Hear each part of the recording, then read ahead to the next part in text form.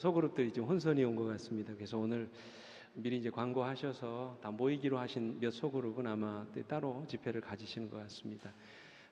이번 주는 제가 광고를 드리지 못한 관계로 이렇게 이제 드리고요. 8월부터는 늘 우리가 하던 것처럼 우리 전도회 전까지 매주 화요일 마지막 주 화요일은 소그룹 모인다는 것 꼭 기억해 주시기 바랍니다.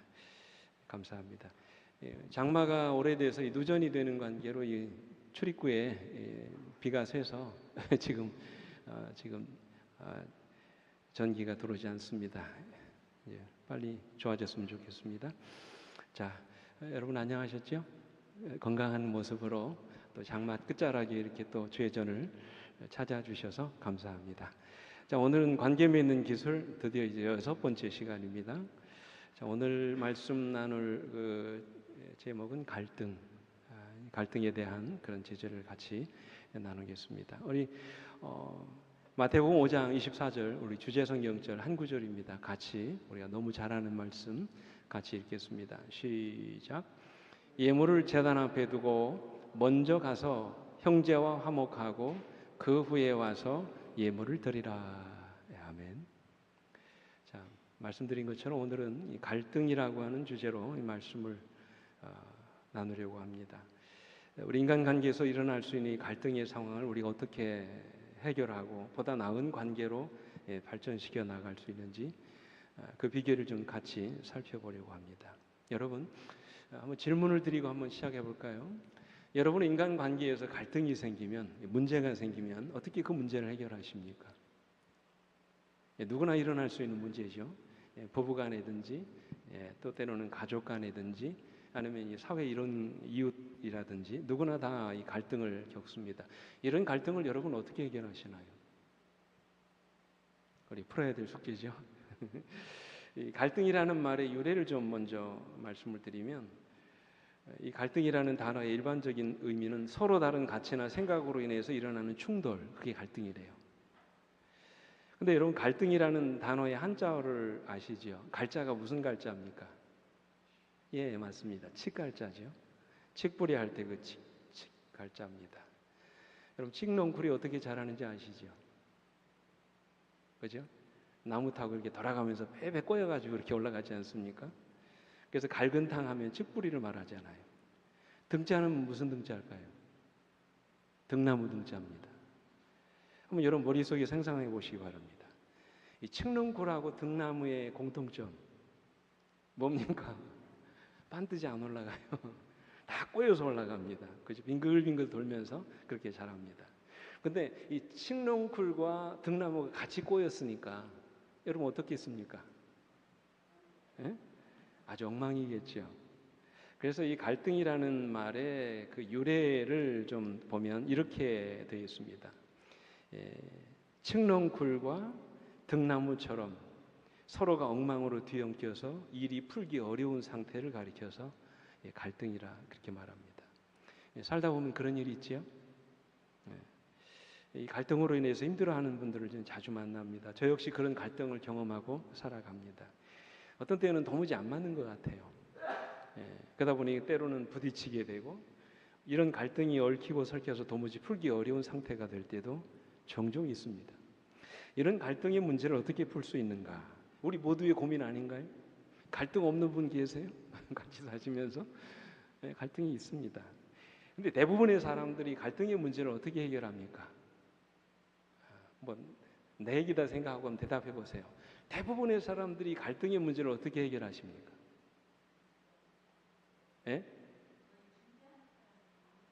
누군가 중개해서 이렇게 풀어서 해결하죠. 근데요, 대부분 제가 이렇게 인간관계에 관한 서적을 보니까 대부분의 사람들이 갈등의 문제를 어떻게 해결하냐면 적당한 거리를 둔답니다. 대부분 해결하지 않고. 그래서 여러분 고슴도치 딜레마라는 얘기 아시죠? 제가 일전에 한번 들어드린 기억이 납니다만, 이 고슴도치가 이 등에 뭐가 많이 나옵니까? 가시가 겨울이 되면 추우니까 모여 이렇게 삽니다. 근데 가까이 있으면 뭐 하는 거예요? 가시 때문에 막 찔립니다. 근데 뭐해요? 추워요. 찔리면 떨어지고 추우면 또 붙고 그렇게 반복됩니다. 이러지도 저러지도 못하는 상황이 반복되는 거죠. 가까이 있자니 몸에 상처가 나고 떨어져 있자니 죽고 어떻게 합니까? 이런 과정이 되풀이되면서 마침내 고슴도치들이 서로의 가시로 인해서 상처를 입지도 않고 비교적 겨울을 따뜻하게 보낼 수 있는 방법을 터득한다고 그래요. 그게 뭡니까? 적당한 거리를 두는 것이에요. 너무 가까이도 하지 않고 멀리 하지도 않는 그런 관계를 유지하는 것. 이게 고슴도치의 딜레마입니다. 어떻습니까? 이게 지혜로운 방법일까요? 가까이 있으면 상처받으니까 그냥 서로 상처받지도 않고 주지도 않을 적당한 거리를 유지하고 살아가는 게 그게 지혜로운 방법일까요? 문제는 이렇게 적당한 거리를 두게 되면 서로가 가까워질 수 없다는 거예요. 그죠? 마음의 앙금이 항상 남아있게 됩니다. 다시 말하면 그 사람을 진정으로 사랑할 수 없게 된다는 사실이에요. 부딪히지 않아서 문제가 없는 것처럼 보이지만 항상 문제를 속에 이렇게 안고 살아가는 것입니다. 이런 방법으로 갈등의 문제를 근본적으로 해결할 수 없다라고 하는 것이죠. 어떻게 해야 될까요? 제가 이제 말씀을 준비하면서 최근에 읽은 그 서적이 있습니다. 이 목사와 갈등이라고 하는 책인데요. 이 현유광 목사님이 지으신 책인데 이 책에서 목사님이 갈등이라고 하는 것을 뭐에 비유하시냐면 몸에 열이 나는 것이다 이렇게 비유하셨어요. 다시요. 갈등은 몸에 뭐가 나는 거다? 열이. 여러분 몸에 왜 열이 납니까? 일단 병원균이 우리 몸에 들어오면 몸에 뭐가 나요? 바이러스나 병원균 들어오면 몸에 열이 나잖아요. 왜 열이 납니까? 열이 나는 첫 번째 이유는 몸에 뭐가 있다는 거, 이상이 있다는 증거잖아요. 그리고 또 몸이 열이 나는 더 중요한 이유는 그 병원균을 잡기 위해서 혈액 속에 있는 뭐가요? 백혈구가 동원되고, 그죠? 뜨거워야 병원균이 죽으니까 몸에서 열을 발생시키는 거예요. 그러니까 다시 말하면 몸에 열이 나는 이유는 몸에 이상이 생겼다는 징후일 뿐만 아니라 지금 우리 몸이 지금 병원균을 뭐 하고 있다는 거예요? 치료하고 있다고 하는 증거라는 거예요. 이해되십니까? 그래서 이분은요, 이 책에서 갈등을 부정적인 시각으로 보지 말라고 말합니다. 인간 사회에서 갈등은 누구나가 다 일어나는 일이고 어떤 단체에서든지 어떤 관계에서든지 갈등은 누구나 다 경험할 수 있다는 거예요. 그래서 이렇게 말씀을 하십니다. 갈등은 상호 관계를 발전시키며 개인적인 성숙과 공동체의 성장을 가져오는 촉매 역할을 한다. 교회 안팎에서의 인간관계로 말미암는 갈등은 회피할 것이 아니라 하나님께 더 가까이 나아가며 갈등에 관련된 이웃을 섬기는 뭐라고요? 기회, 그리고 그리스도의 형상을 닮아가는 계기로 삼아야 한다. 이분이 그렇게 말씀을 하셨어요. 갈등이 나쁜 게 아니라는 거죠. 여러분 이 세상에 갈등 없는 곳이 있을까요? 여러분의 가정은 갈등이 없습니까? 다 있죠. 아마 이 세상에 갈등 없는 곳은 어디밖에 없을까요? 공동묘지밖에 없을 거예요. 죽으면 갈등이 없습니다. 우리가 살아있는 한 어디든지 갈등의 문제가 있습니다. 그렇다면 이 갈등의 문제를 해결하기 위해서 적당한 거리를 두는 것은 결코 해결책이 될 수 없습니다. 왜요? 우리가 살아있는 한 누구나 다 갈등을 경험하고 살아가기 때문에 그렇습니다. 그러나 문제는 이 갈등이 우리 개인의 신앙을 더 어떻게 한다고요? 성숙하게 하고 우리로 하여금 더 주님을 닮게 만드는 그런 계기가 된다고 말씀을 하셨어요. 그래서 여러분 창세기 13장에 이 갈등의 대표적인 이야기가 나오죠. 여러분 잘 아시는 아브라함과 그 조카 누구 사이? 롯 사이에서 일어난 그 갈등. 이 대표적인 성경의 이야기입니다. 이 아브라함과 롯은 무슨 사이입니까? 대답 좀 해보세요. 아브라함과 롯은 무슨 사이입니까? 조카 사이죠. 삼촌하고 조카 사이죠. 그 당시 아브라함 그 형제가 아시는 것처럼 그 데라 밑에 누가 있습니까? 하란과 나홀, 그죠? 아브라함이 그 세 아들 중에 제일 막내 아닙니까? 그죠? 근데 이 롯의 아버지였던 하란이 먼저 죽습니다, 일찍. 그래서 누가? 아브라함이 롯을 같이 데리고 이렇게 살게 되는 것이지요. 그러니까 일찍 고아가 된 이 롯을 평생 뒷바라지해 주었던 이 생명의 은인과도 같은 분, 그게 누구였습니까? 아브라함이었어요. 근데 이 두 사람 사이에 뭐가 일어납니까? 갈등이 일어납니다. 출발은 뭐 때문에?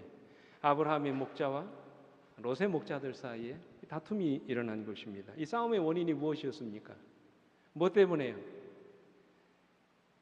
목초지 때문에. 그죠? 여기 영감회가 이렇게 말씀하세요.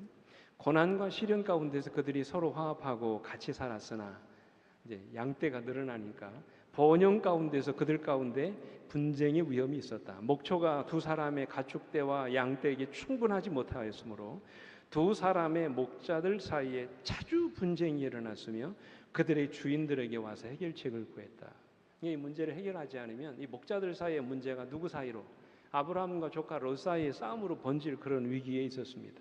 그때 아브라함이 어떻게 이 두 가정의 갈등의 문제를 해결합니까? 어떻게 해결했습니까? 오늘 이 아브라함이 보여준 이 모본을 통해서 우리들의 삶에 일어날 수 있는 이런 갈등의 문제를 우리가 해결할 수 있는 몇 가지 아주 중요한 비결을 같이 나누기를 원합니다. 첫째로 우리 갈등을 해결하려면, 자, 갈등의 문제를 해결하려면 첫 번째, 그것은 양보하고 손해볼 각오를 하셔야 돼요. 따라서 하십시오. 갈등을 해결하려면, 따라서 안 하시네. 갈등을 해결하려면 양보하고 손해볼 각오를 해야 합니다. 첫 번째입니다. 양보하지 않고 손해보지 않으려면 갈등의 문제는 절대로 해결되지 않습니다. 요즘 말처럼 윈윈하면 좋은데 사실 윈윈이라는 말은 생각처럼 쉽지 않습니다. 성경이 우리에게 가장 먼저 가르쳐주는 갈등의 해결 방법은 먼저 양보하고 손해볼 각오를 하라는 것이죠. 쉽게 말해서 지는 게 이기는 거라는 거예요. 그래서 아브라함이 목자들 간의 싸움이 일어났을 때 어떻게 했습니까? 13장 8절에 보니까 아브라함이 롯에게 이르되 우리는 한 친족이라 나나 너나 내 목자나 서로 다투게 하지 말자 그랬어요. 여기 우리는 한 친족이라는 말이 무슨 말입니까? 우리는 한 친족이라 이 말씀을 지금 아브라함인 이유가 뭐예요? 한 가족이라는 말이죠. 근데 이 말 속에는 아브라함과 롯 사이에서 일어나는 미움과 분쟁의 모습들이 주변 사람들에게 좋지 않은 영향을 끼치고 있음을 의식하는 표현이 담겨 있어요. 적어도 우리가 하나님을 믿는 가족들인데 하나님을 알지 못하는 이방 사람들 앞에서 이 돈 문제 때문에 이 목초지 때문에 싸워서 되겠느냐? 그런 얘기입니다. 그래서 아브라함이 어떤 제안을 합니까? 내 앞에 온 땅이 있지 아니하냐? 나를 떠나가라. 내가 좌하면 나는 우하고 내가 우하면 나는 좌하리라. 그래서 이 말은 모든 선택의 권한을 누구에게요? 이 조카에게 먼저 양보하겠다는 말이죠. 그리고 롯이 먼저 목초지를 선택할 수 있는 권한을 그에게 줍니다. 실제로 영감을 그려 보십시오. 아브라함은 나이로나 친족 간의 촌수로나 재산으로나 지위에서 롯보다 윗사람이었다. 그러나 화목을 유지하기 위한 계획을 누가요? 아브라함, 그가 먼저 제안하였다. 비록 하나님께서 친히 온 땅을 그에게 주셨음에도 불구하고 그는 공손히 이 권리를 뭐 했다고요? 양보하였다. 그러니까 여러분, 누군가와 이 갈등의 문제를 해결하려면 양보하고 손해볼 각오를 해야 돼요. 화목을 위해서, 갈등을 하기 위해서 아브라함이 이런 제안을 하게 되는 것입니다. 근데 여러분, 반대로 롯은 어떻게 행동합니까? 이 롯이 어떻게 했다고 그랬어요? 한 번이라도 거절합니까? 얼씨구나 좋다고 어떻게 합니까? 롯이 눈을 들어 사방을 보고 소돔과 고모라 땅을 선택했다고 그랬어요. 그곳은 물이 넉넉한 땅이라고 그랬죠. 금방 뭐가 될 만한, 부자가 될 만한 그런 땅이었다고 성경은 마치 여호와의 동산과 같았다고 그랬어요. 그래서 영감이 이렇게 말씀하십니다. 온 팔레스타인의 가장 비옥한 지방은 요단강 유역이었다. 이곳은 보는 자들에게 잃어버린 낙원을 연상시키며 저들이 최근에 떠나온 비옥한 나일강 연안의 아름답고 풍요한 땅과 같았다 그랬어요.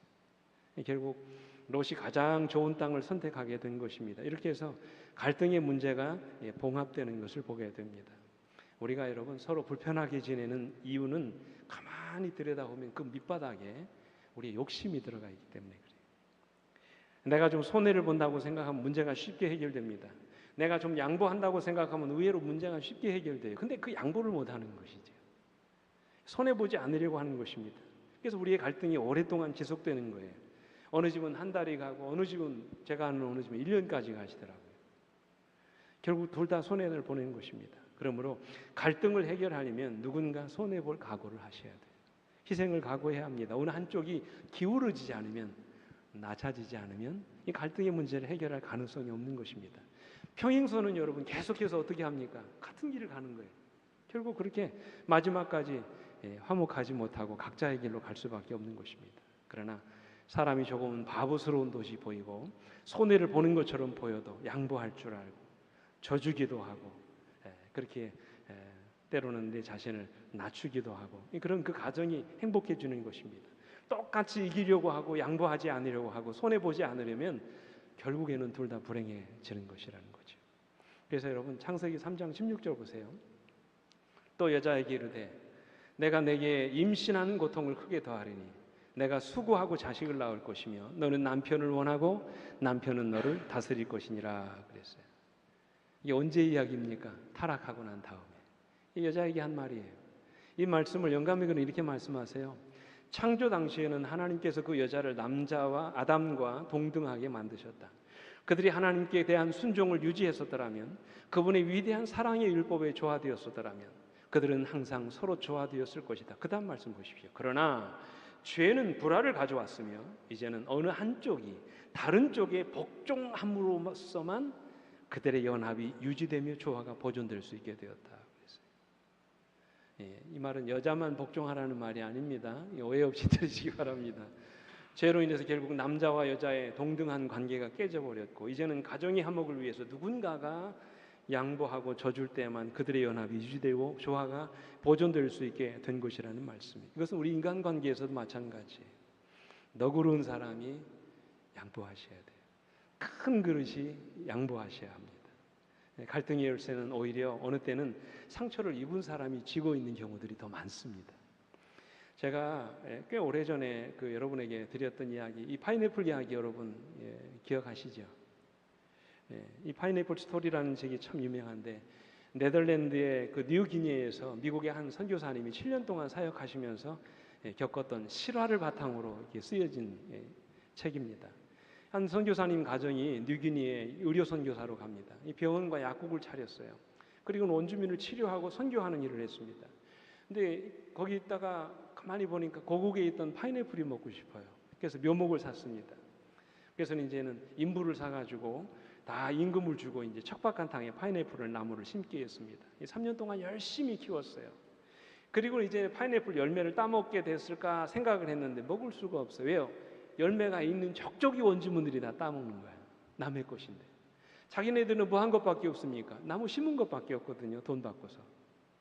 이 3년 동안 인내하며 인부를 시켜서 키워온 보람이 다 사라져버린 것입니다. 가뜩이나 자기가 치료해주고 정성껏 사랑을 해준 그 원주민들이 자기 파인애플을 훔쳐가니까 이 선교사 부부가 너무나 속상했어요. 그죠? 그래서 화를 냈습니다. 앞으로 훔쳐가면 병원 문 닫고 약도 주지 않겠다고 이렇게 겁박을 놨습니다. 그런데도 당당하게 훔쳐가는 거예요. 그러니까 밀림의 법칙이 그거예요. 심은 사람이 먹는다는 것입니다.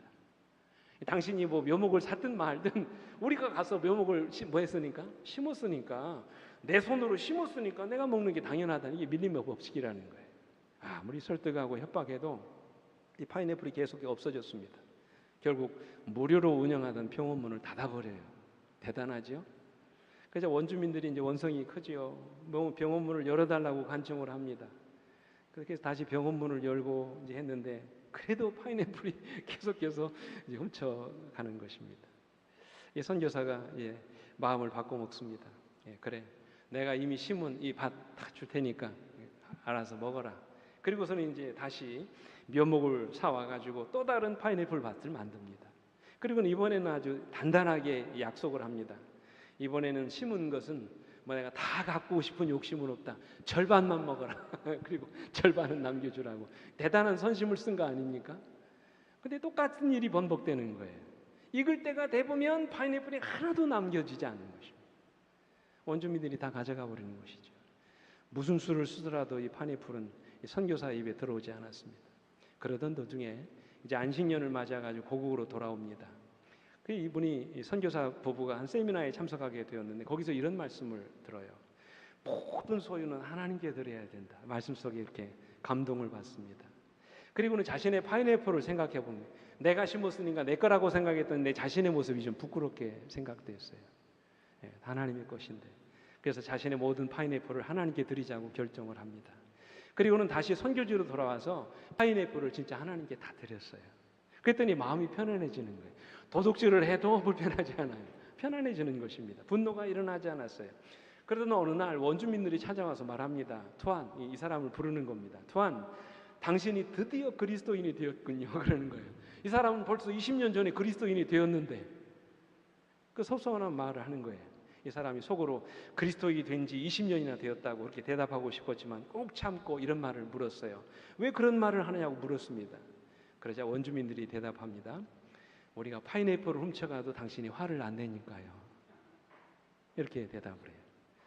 그 순간 큰 깨달음을 얻은 선교사는 자신이 그들에게 가르쳐온 대로 모든 것을 하나님의 것으로 인정하고 살기로 결심을 합니다. 그러자 원주민들은 그를 누구로 인정해줘요? 그리스도인으로 인정해 주었습니다. 자기들에게 사랑하라고 말만 하더니 이제는 정말 자기들을 사랑하는 그리스도인이 되었다고 말합니다. 여러분, 이 파인애플 스토리가 우리에게 주는 그 교훈이 뭘까요? 이 책에서 결론적으로 이렇게 이야기합니다. 그것은 바로 신앙인은 자기가 마땅히 누려야 할 권리를 포기할 때 진정한 신앙인이 된다는 사실입니다. 여러분, 이 말씀의 의미를 아시겠어요? 진짜 신앙인은 뭐예요? 자신이 마땅히 누려야 할 권리를 다 뭐 할 수 있을 때, 포기할 수 있을 때, 그때 진정한 신앙인이 된다. 여러분, 이게 하나님의 방법이에요. 죄로 인하여 우리 인류와 하나님이 불편한 사이가 되었을 때 우리 하나님이 선택하신 방법이 무엇입니까? 오늘 여러분과 제가 죽게 됐을 때 하나님이 선택하신 방법이 뭐예요? 하나님이 자신의 권리를 포기하시는 것이었어요. 하늘 영광의 보좌를 버리시고 이 땅에 오시는 것이었습니다. 그리고 죄 없는 하나님이 우리와 같은 인간이 되시고 우리의 죄값을 대신하여 지불해 주셨습니다. 그 십자가로 인해서 우리가 다시 하나님과 화목하게 된 것이죠. 그래서 바울은 이렇게 말씀하십니다. 모든 것이 하나님께로서 났으며 그가 그리스도로 말미암아 우리를 자기와 화목하게 하시고 또 우리에게 무슨 직분이요? 화목하게 하는 직분을 주셨다고 말씀하셨어요. 사랑하는 성도 여러분, 여러분 인생에서 일어나는 갈등의 문제를 해결하기를 원하십니까? 오늘 이 하나님의 방법을 따라해 보시기 바랍니다. 자신의 권리를 포기하고 조금만 더 양보하고 손해를 본다면 거의 대부분의 갈등은 해결될 것입니다. 우리들 사이에서 일어나는 갈등의 문제는 대부분 이기려고 하고 더 가지려고 하고 손해를 보지 않으려고 하기 때문에 일어나는 문제들입니다. 그러나 아브라함처럼 나의 모든 권리를 내려놓고 내가 더 손해를 보고 양보하겠다고 한번 결심해 보십시오. 그러면 우리의 갈등은 대부분 해결될 것입니다. 둘째로 갈등을 해결하려면요, 참 중요한 것입니다. 사람을 가장 중요하게 생각하셔야 돼요. 저는 아브라함의 이야기를 통해서 감동을 받은 게 이 부분입니다. 여러분, 사람보다 더 소중한 것은 없어요. 이게 무슨 말입니까? 갈등이 일어날 때 무엇이 정말로 우리에게 소중한 것인가 한번 생각해 보자는 거예요. 여러분, 이 사실 아브라함과 롯의 목자들 사이에서 일어난 문제의 원인은 엄밀히 말하면 뭐 때문입니까? 돈 때문이지요. 좋은 목초지를 얻어야 양들을 먹일 수 있고 양들이 잘 먹어야 젖도 잘 나오고 새끼들도 많이 낳지 않겠습니까? 그죠? 그래서 부자가 될 수 있는 거예요. 여러분, 세상에 돈보다 더 중요한 것이 어디 있겠습니까? 그래서 아브라함과 롯의 목자들 사이에 그토록 치열한 싸움이 일어난 거예요. 그죠? 돈 앞에서 뭐가 없어요? 눈에 보이는 게 없는 거지. 뭐 삼촌이고 조카고 안 보이는 것이죠. 근데 아브라함에게는 그보다 그 모든 것들보다 더 중요하게 생각하는 것이 있었습니다. 그가 그러한 갈등의 순간에도 모든 기득권을 내려놓고 양보할 수 있었던 이유가 바로 여기에 있어요. 그게 무엇일까요? 그것은 바로 그의 사랑하는 조카 롯이었습니다. 혹시라도 그 둘 사이의 관계가 이런 돈 문제로 인하여 멀어지는 것을 아브라함이 원치 않았던 것입니다. 한마디로 말해서 돈 때문에 누구 잃고 싶지 않은 거예요? 사랑하는 조카를 잃고 싶지 않은 것입니다. 다시 말해서 아브라함은 돈보다 사람을 더 가치 있게 생각했던 것입니다. 결국 이것은 가치관의 문제예요. 무엇을 더 소중하게 생각하느냐의 문제입니다. 인생의 목표를 더 많은 재물을 소유하는 데 두는 사람이었다면 아마 그는 당연히 자기 재물을 지키기 위해서 한치의 양보도 하지 않으려고 했을 것입니다. 롯과 같이 말이에요. 그러나 아브라함처럼 인생의 목표를 단순히 더 많은 재물을 얻는 데 두지 않고 더 많은 사람을 얻는 데 두는 사람은 그런 재물의 문제로 인해서 사람 잃어버리는 것을 원치 않습니다. 아브라함이 더 중요하게 생각했던 것은 재물이 아니라 뭐였어요? 사람이었어요. 가족을 잃어버리면서까지 재물을 얻고 싶은 마음이 조금도 없었던 것입니다. 그래서 아브라함이 한 말이 뭡니까? 13장 8절에 아브라함이 롯에게 이르되 우리는 한보라 가족이라. 이게 무슨 말입니까? 그까지 재물 때문에, 돈 때문에 가족을 잃어버려서 되겠니? 참으로 얼마나 아름다운 모습입니까? 가족을 잃어버리는 것, 사랑하는 사람을 잃어버리는 일이야말로 가장 가슴 아픈 일이라고 하는 것입니다. 한마디로 사람보다 더 중요한 것은 없다는 말이지요. 그러니 서로 다투게 하지 말자는 것입니다.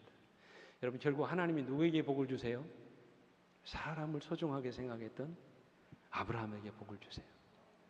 결국 사람 생각하지 않고 자기 살려고 갔던 이 롯은 어떻게 됩니까? 소돔 고모라 땅에 가서 부자 됐나요? 잘 먹고 잘 살았어요? 아니죠. 소돔 성이 망할 때 이 롯은 아무것도 가진 것이 없는 그지로 나오잖아요. 자기 욕심에 따라 마음껏 좋은 땅 차지했던 롯은 결국 아무것도 가진 것이 없는 알거지가 돼버리고 말았어요. 그러나 사랑하는 사람을 얻기 위해서 자신의 모든 권리를 포기하고 희생했던 아브라함은 하나님의 축복을 받아 그 땅에서 가장 큰 부자가 됐던 것입니다. 차이가 뭡니까? 무슨 차이예요? 사람의 가치를 아느냐 모르느냐의 차이. 결국 사람을 귀하게 여기고 그 영혼을 잃어버리지 않기 위해서 모든 것을 희생하는 사람은 하나님이 반드시 축복하십니다. 믿으십니까? 갈등의 문제를 넘어서 가장 먼저 누구를 생각하는 사람? 사람을 생각할 줄 아는 사람. 그런 사람은 하나님이 반드시 복을 주십니다. 잘 되게 하세요. 그래서 영감의 글은 이렇게 말씀하십니다. 한 영혼의 가치를 누가 능히 평가할 수 있겠는가? 만일 그대가 그 가치를 알고자 하면 겟세마네 동산으로 가서 거기서 그리스도께서 핏방울과 같은 땀을 흘리시면서 몹시 고민하시는 그분을 주목하여 보라. 십자가에 달리신 구주를 바라보라. 우리의 구속을 위하여 하늘 자체가 위험을 무릅썼던 것이다. 한 명의 죄인을 위해서라도 그리스도께서 당신의 목숨을 버리셨을 것이라는 사실을 기억하면서 십자가에 가까이 나아간다면 거기서 그대는 한 영혼의 가치를 평가할 수 있을 것이다. 그러니까 우리 한 사람 한 사람이 얼마나 귀한 영혼이에요. 그죠? 이런 귀한 영혼을 우리도 소중하게 생각해야 되지 않을까요? 그래서 또 다른 영감의 글은 이렇게 말씀하세요. 인간의 가치는 갈바리에 가서야 제대로 알려진다. 그리스도의 십자가의 신비 속에서 우리는 인간의 가치를 측정할 수 있다. 그랬어요. 혹시 여러분 이분 아십니까? 일본인인데 스기하라 지오네라고 하는 사람인데 이분이 어떤 분이냐면 2차 세계대전 당시에 일본 외교관이었습니다. 이분이 리투아니아 주재의 부영사로 이렇게 일했었는데 이분은 아주 신실한 크리스찬이었대요. 근데 여러분 아시는 것처럼 어느 날 유대인들이 몰려와가지고 자기들이 독일군의 포위망을 뚫고 도망갈 수 있도록 벗어날 수 있도록 비자 발급을 해달라고 요청을 합니다. 근데 여러분 세계사에 보시면 아는 것처럼 그때 당시에 독일하고 일본은 무슨 관계입니까? 같은 동맹형 관계였어요. 절대로 그들에게 비자 발급을 주지 말도록 그렇게 금지시켰습니다. 근데 사실 여러분 아시는 것처럼 억울하게 지금 죽어가는 거예요. 유대인이라는 이유 하나 때문에 지금 세계에 있는 유대인들이 억울하게 잡혀가지고 막 억울한 죽음을 당하는 것입니다. 도저히 신앙인의 양심으로 유대인들을 거절할 수가 없었어요. 결국 유대인들의 간곡한 요청을 뿌리칠 수 없습니다. 그래서 최선을 다해서 비자 발급을 해줍니다. 살 길을 열어주는 거예요. 탈출할 수 있는 길을 열어주는 것입니다. 그러니까 얼마나 많은 유대인들이 모여왔는지 이 영성관을 폐쇄할 수밖에 없게 됐어요. 사실이 알려지고. 근데 여러분 그럼에도 불구하고는 호텔에 임시 사무실을 마련해 놓고요 비자 발급을 해줍니다. 그 결과 이 사람이 몇 명을 살리는 줄 아세요? 스기하라 지오네가 2차 세계대전 당시에 유대인 몇 명을 살리는 줄 아세요? 무려 5,558명을 살립니다. 그래서 이 사람을 일본판 오스카 쉰들러라고 이렇게 얘기합니다. 하지만 그 당시에는 이 사람은 이 비자 발급을 해주었던 유대인들에게 비자 발급을 해주었다는 그 이유 때문에 외무성에서 쫓겨나는 온갖 불이익을 당합니다. 그러다가 훗날 그의 선행이 알려져서 명예를 회복하고 사람들로부터 아낌없는 찬사를 받게 됩니다. 그의 후손들은 그가 베푼 선행을 자랑스럽게 생각합니다. 여러분 이스라엘에 가면 야드 밥센이라고 하는 그 유대인의 학살 기념관이 있죠. 야드 밥센. 그 기념관에도 그를 기리는 기념 동판이 새겨져 있고요. 그의 실화가 영화로 만들어지게 됩니다. 얼마나 멋지고 아름다운 인생입니까? 한 영혼을 소중하게 여긴 마음, 자기의 모든 것을 희생하고도 영혼을 살리기 위해서 노력했던 그의 헌신이 많은 사람들에게 감동을 주는 것입니다. 사랑하는 우리 성도 여러분, 갈등을 해결하기를 원하십니까? 아브라함처럼 사람을 귀하게 여기시는 우리 모두가 되기를 간절히 바랍니다. 사람보다 더 소중한 것은 없어요. 어떤 희생을 치르든지 간에, 어떤 문제가 있든지 간에 가장 먼저 뭐를, 우리 사람을 가장 소중하게 생각하고 살아가는 여러분과 제가 되기를 간절히 바랍니다. 마지막으로 갈등을 해결하려면요, 우리가 너무 일상적인 얘기지만 항상 그 사람의 입장에서 생각하려고 노력하셔야 돼요. 그래야 우리는 그 사람을 이해하게 되고 그 사람과의 갈등을 해결할 수 있습니다. 여러분, 왜 우리의 갈등이 해결되지 않고 오히려 갈등이 골이 깊어집니까? 자기 생각을 자꾸 바꾸지 않기 때문에 그래요. 자기 입장에서만 생각하게 돼요. 저도 자주 그러거든요. 근데 가만히 생각해 봐요. 저 사람의 입장에서 한번 내가 생각하면 그럴 수도 있겠다, 그런 생각이 돼요. 그러면 이해가 되는 것이죠. 옛날에 그런 얘기가 있습니다. 사자와 소가 결혼을 했습니다. 뭐 결혼을 할 수 없지만 동화 속에 나오는 이야기예요. 그 다음날 아침 소가 풍성한 야채로 아침 식사를 준비해서 사자에게 줍니다. 먹기 싫은 것을 억지로 사자가 먹었습니다. 그 다음날은 사자가 이제 이 소를 위해서 사슴 스테이크를 가지고 아주 열심히 멋지게 맛있게 아침 식사를 준비했습니다. 소도 역시 정말 먹기 힘든 고기였지만 꾸역꾸역 억지로 먹었습니다. 어떻게 했습니까? 둘 다 배탈이 나버렸어요. 안 먹던 거 먹으니까. 그리고서 둘이 맞춰서 살아야 되겠다는 생각으로 꼭 참고 살았습니다. 근데 여러분, 그것도 하루 이틀이지요. 못 먹던 거 여러분 억지로 먹는 게 그 보통 권역이 아니잖아요. 둘 사이에 살면서 이제 세월이 지나니까 사랑이 조금 식어지니까 갈등이 생기기 시작합니다. 그저 살아야 되는가, 이 문제를 놓고 아주 심각한 싸움이 시작됩니다. 소가 말합니다. 나는 당신을 극진히 사랑하고 최선을 다해서 대접했어. 사자가 또 말하죠. 당신만 그랬어? 나도 내가 할 수 있는 일 다 했다고. 그렇게 얘기합니다. 그래서 끝내 둘은 서로 갈라지고 말았다는 이야기예요. 오늘날 우리의 현실 속에서 얼마든지 있을 수 있는 이야기. 전혀 상대방의 입장에서 서로를 생각하려고 하지 않은 것입니다. 모두가 다 자기 입장에서만 생각하려고 했던 것입니다. 그러다 보니 진전이 없는 것이지요. 서로가 잘못이 없다고 주장합니다. 이런 상태로는 절대로 갈등이 해결될 수 없다는 것이죠. 그러나 반대로 그 사람의 입장에서 한번 그를 이해하려고 노력하다 보면 어느새 갈등의 골은 메워지고 그 사람과 얼마든지 화목의 관계를 회복할 수 있다는 것이죠. 가정마다 서로를 이해하지 못해서 발생하는 문제들이 얼마나 많습니까? 그러나 상대방을, 배우자를 이해하는 입장에 생각하면 얼마든지 좋은 관계로 발전할 수 있는 그런 경우들이 얼마나 많습니까? 그러니까 한번 그 사람의 입장에서 한번 생각해 보는 거예요. 옛날에 한 아프리카에 선교사가 있었습니다.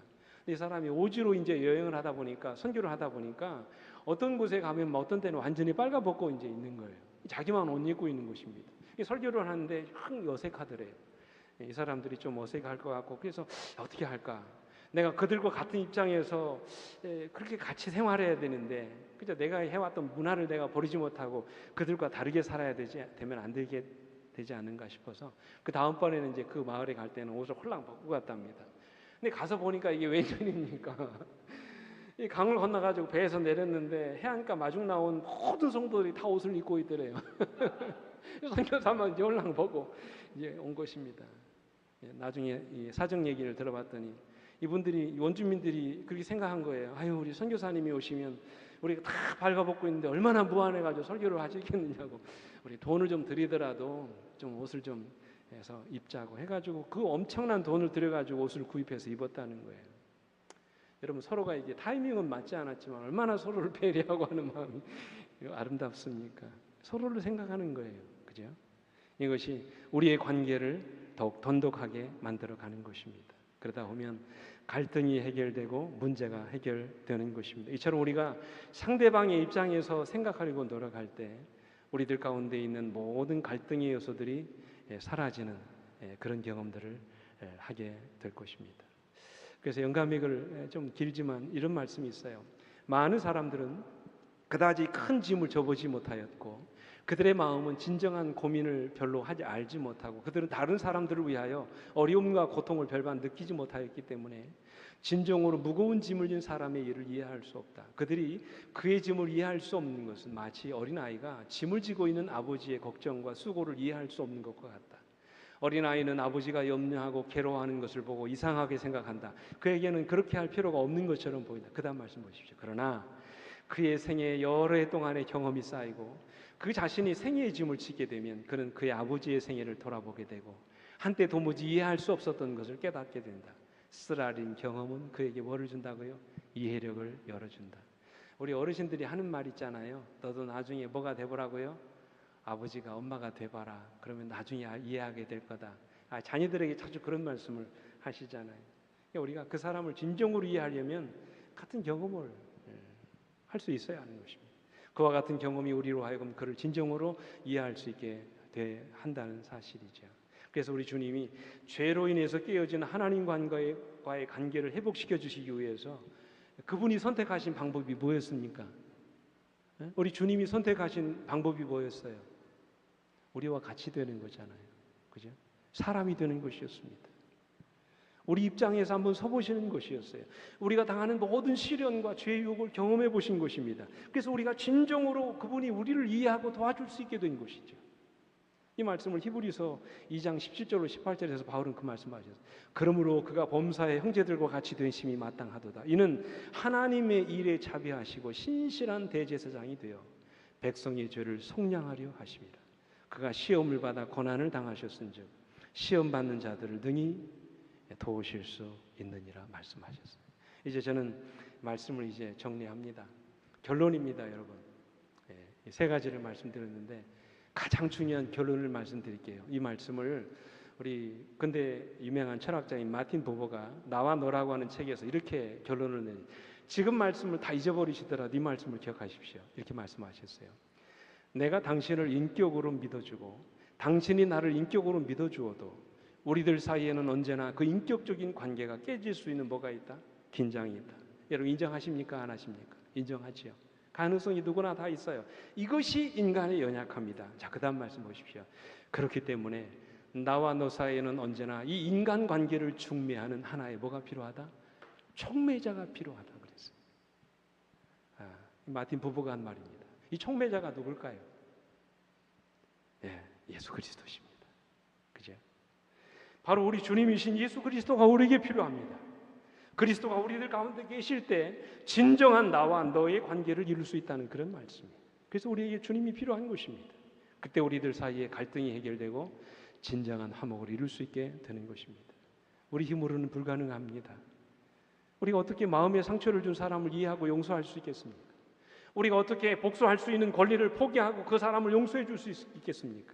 우리가 어떻게 그 사람의 입장에서 그를 이해하고 용서할 수 있겠습니까? 불가능한 일이지요. 우리에게는 그럴 만한 능력이 없습니다. 그래서 우리에게 누가 필요한 거예요?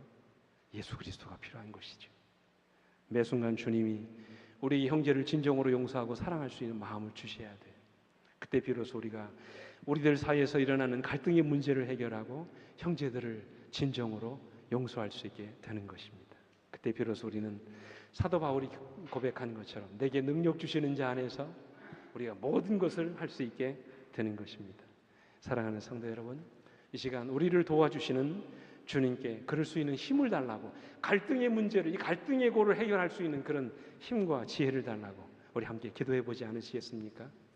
그래서 그동안 메꾸지 못했던 내 인생의 깊은 갈등의 고를, 도무지 풀지 못했던 갈등의 매듭을 풀 수 있게 되는 그런 여러분과 제가 되기를 간절히 바라면서 오늘 말씀을 마치겠습니다. 함께 머리 숙여 기도하시겠습니다. 아버지, 우리 주님이 늘 그러셨던 것처럼 우리도 우리와 만나는 모든 사람과 더불어 사랑과 진정 화목의 관계를 유지하고 살게 되기를 아버지 원합니다. 때로 우리가 상처를 입기도 하고 마음에 지울 수 없는 아픔을 경험하기도 하지만 그로 인하여 평생 그 사람과 원수처럼 그렇게 보내기보다는 주님이 그러하셨던 것처럼 그를 진정으로 불쌍하게 여기고 사랑하고 용서할 수 있는 마음이 우리 마음 가운데 있게 되기를 아버지 원합니다. 주님, 우리에게 그럴 수 있는 힘을 주시옵소서. 주님, 모든 복수의 권리를 다 내려놓고 그를 진정으로 아끼고 사랑할 수 있는, 그래서 마음으로부터 그를 용서할 수 있는 그런 마음을 우리에게 이 시간 허락해 주시옵소서. 우리에게는 힘이 없지만 내게 능력 주시는 자 안에서 이 모든 일을 우리가 할 수 있다고 믿사오니 주님, 기도하는 우리 모두에게 그리고 영상을 통해서 이 말씀을 듣는 우리 모두에게 그럴 수 있는 능력을 우리 모두에게 허락해 주시옵소서. 우리의 구주이신 예수 그리스도의 이름으로 간절히 기도드립니다. 아멘.